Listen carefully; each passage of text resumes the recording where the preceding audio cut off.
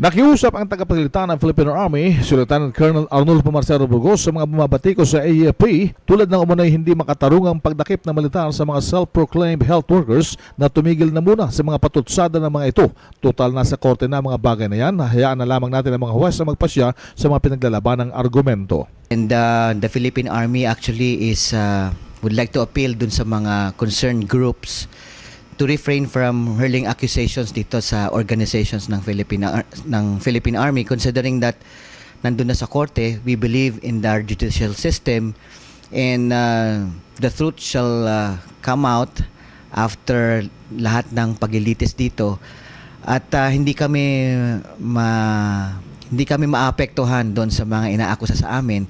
Kung meron silang mga accusations, they can file it in court, at pabayaan na lang natin yung legal process to progress, at lalabas naman yung katotohanan doon.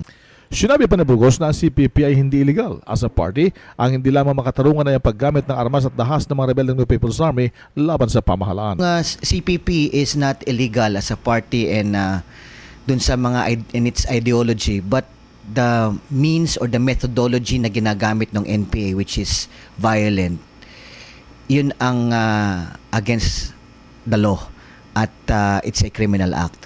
Si Lieutenant Colonel Arnulfo Marcelo Burgos, RH 911, Bing Formento ng DCRH, Nationwide.